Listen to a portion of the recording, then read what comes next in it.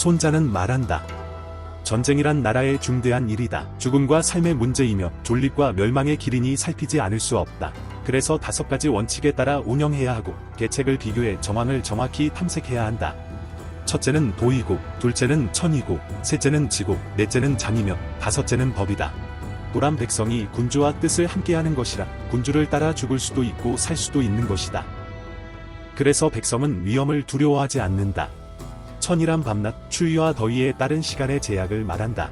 질함 멀고 가까움, 험준함과 평탄함, 넓음과 좁음, 생지와 사지이다. 장이란 지혜, 신익, 인익, 용기, 엄격함이다. 법이란 곡제, 관도, 주용이다. 이 5가지는 장수된 자가 반드시 알아야 하는 것으로 이것을 아는 자는 승리하고 모르는 자는 승리할 수 없다. 그러므로 비교하는 데 있어 7가지를 계산하고 정확히 만족하는지 알아봐야 한다. 지도자가 도를 가졌는가, 장군이 유능한가, 천시와 지리는 잘 숙지했는가, 법령은 엄격하게 집행하는가, 어느 군대가 더 강한가, 병사들은 잘 훈련되었는가, 상벌은 공정한가. 나는 이에 의거해 승패를 알 수 있다. 나의 계책을 듣고 이용하면 반드시 승리할 것이니 남을 것이나 장차 나의 계책을 듣지 않고 쓰지도 않으면 반드시 패하게 될 것이니 떠날 것이다. 나의 계책을 들은 것으로 이익을 꾀하면 유리한 형세가 되어 그 밖의 일에도 도움이 될 것이니 세력이라는 것은 이익을 좇은 형세가 만드는 것이다. 용병이란 속이는 도이다. 따라서 능력이 있어도 없는 듯하고 용병을 하면서도 용병을 하지 않는 듯하며 가까운 곳에 있어도 먼 곳에 있는 것처럼 보이게 하고 먼 곳에 있어도 가까운 곳에 있는 척 해야 한다.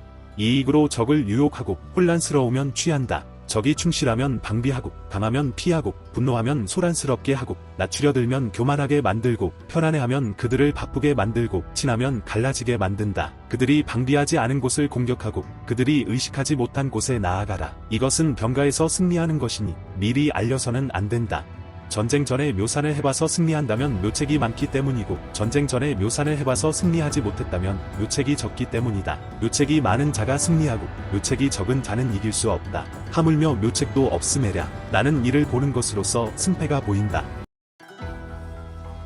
여기서부터는 지극히 필자의 주관적인 해석이다. 손자는 국가가 존재하는 이상 전쟁은 필수불가결한 것으로 보았던 것으로 보인다. 또한 전쟁 전에 아군과 적군의 상황을 비교해서 이 전쟁이 해볼 만한지 엄중히 따진 것 같다. 그렇기에 지도자가 도를 갖추었는지, 장군이 유능한지, 천시와 지리 같은 자연환경이 나에게 얼마나 유리한지, 법령이 엄격한지, 각 나라의 군대를 비교했을 때 어느 쪽이 더 강한지, 우리 쪽의 병사들이 얼마나 훈련이 되어 있는지, 또한 상벌이 얼마나 공정한가까지 확실히 점검하라 한 것을 통해 어느 정도 유추할 수 있다. 그리고 결국 적을 속여야 이길 수 있다고 그는 생각한 것 같다. 왜냐하면 적이 알고 있는 것에 대한 것은 방비를 어지간하면 충분히 할 것이기에 그 부분을 노리는 것보다는 적이 방비하지 못한 부분, 즉 적의 빈틈을 노리는 것이 효과적이라고 본 것 같다. 그렇기에 적을 유혹하고 혼동을 주며 적이 서로 갈라지게 하는 것을 써서 전쟁을 시작하기 전부터 아군이 유리한 형세를 취하라는 손자의 생각이 보인다.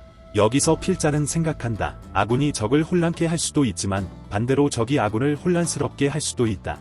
그렇기에 아군이 전쟁을 준비하거나 방비할 때 적이 이런 전술들을 쓰는 것에 대한 것에도 방비를 해야 한다는 것이다. 특히 이는 유리한 형세일 때 적이 이러한 전술들을 더욱 즐겨 쓸 것이기 때문에 더욱 방비해야 한다고 생각한다. 지금까지 시청해주셔서 감사합니다.